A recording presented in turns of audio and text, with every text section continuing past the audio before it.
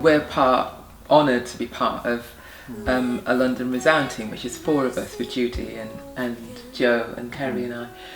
And so we started an evening by producing ideas, improvisation, seed if you like, the little, basic ideas, which we did and we took away. So Joe took away an idea which she brought back, which was I think just quite a straight ahead hymn arrangement, a hymn song that she had written, and so we took that. I think Judy was then going to take that and amend lyrics to it or add another chorus to it or something, but I was really struck with the link passage, which was just a simple, almost Bach kind of in its style chorale. It was like A minor, then E over G sharp, da da da da. So it just had that lovely kind of feel about it, and it didn't have any words to it. So I was also struck with that, and I think because it seemed as if we were going to just disband it. I think Judy took a bit of pity, so she took the song, but she also took the link. So the next week she came back with ideas of the developed song that Judy had presented the first time, but she'd also set brand new lyrics to that chorale bit and extended it and made it into 3-verse wonder, as she does. And so then it was our turn to take that on the following week. So we took it on and we were playing it through and we were thinking, love the lyrics. I mean, as you know, Judy is just such a great writer in putting lyrics together. But the harmony and the chorale and at her confession just didn't work for us. So we took that hymn chorale that she had done and then you sat. Well, you can take it. We got inspired by the words. They seemed to encapsulate the ideas around communion very clearly. The living bread, the bread of life that gives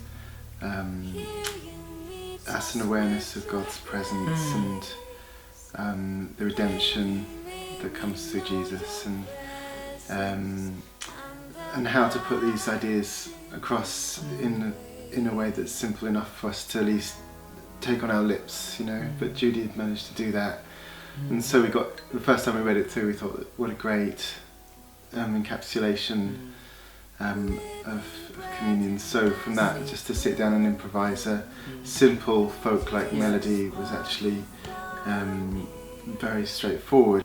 I remember hearing this one for the first time and being so struck by the beauty of the way the melody and the words were combined. There was something so sort of succinct about both, and yet sort of haunting and poignant, and just felt so appropriate for setting us up for this divine encounter which we have in communion, albeit people argue a bit exactly how it's happening, but it is a divine encounter of grace with God.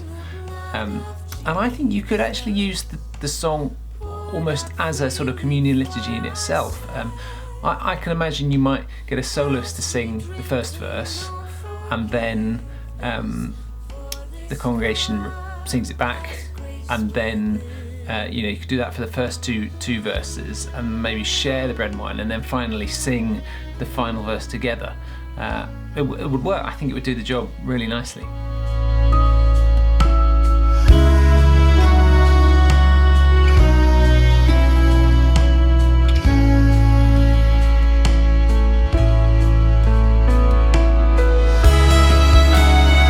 For Living Bread, I've used slightly muffled upright piano sounds with a lot of reverb on it. It sounds like this. If you've got that sort of option, it's very atmospheric and nice, and tends to make you play with more space. So the intro was just an ambient E drone, and I was just playing a few notes, very minimal and light. On the verses, I'm kind of improvising really, but just around these two voicings really.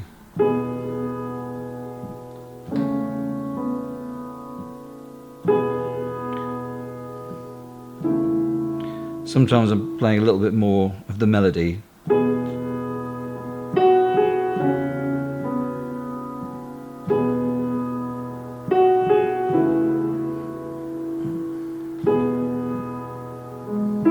They're very light, and I'm not trying to make anything happen at all, really. So on the link, the instrumental sections, I'm following this very simple figure.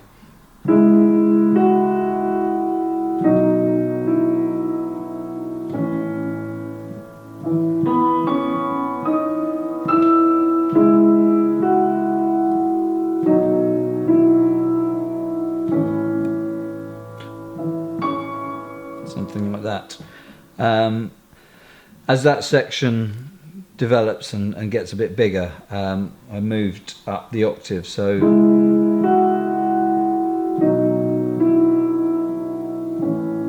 might do a bit of an arpeggio and do.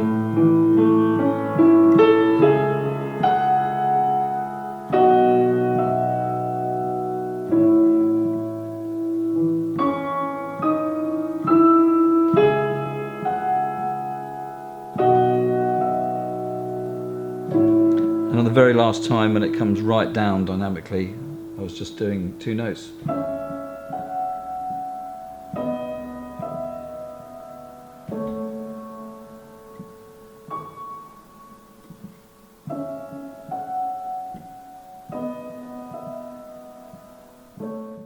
Yes, it was just a little bit in the linkies, which is this.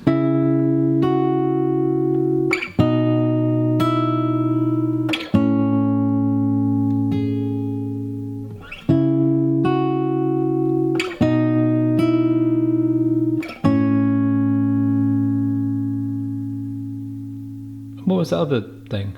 There was a thing which is quite tricky, which was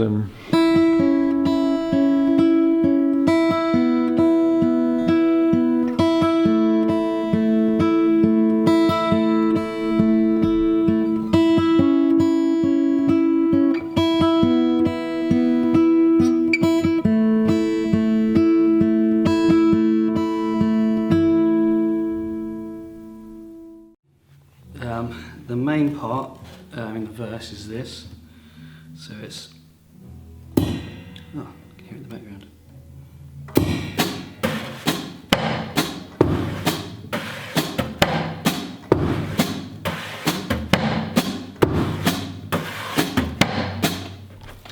So that's using a brush. I'm sort of doing a kind of jazz-esque sweep. So that's 1, 2, 3, 1, 2, 3, 1, 2, 3. So I play that for the most part, and then there's a point where I can change over to the stick, and then it's just adding a bass drum in, an extra one.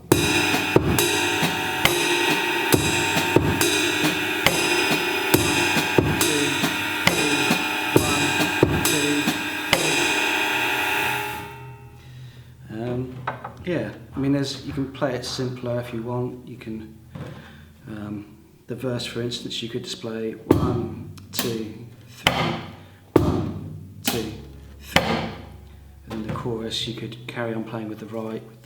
Sorry, 1, 2, 3, 1, 2, 3. So yeah, there's a lot of space to simplify it or make it more difficult. yeah, for Living Bread, for verse 1, I tried these sort of swells.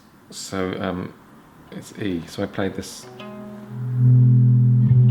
like the 5th and the 3rd, and then did little volume swells, and then like an A, and then there's a little D at the end. That's right fun. But then after that, it was just simple long notes for the little linky bits, and little simple notes for the verses, just A and E. That was it.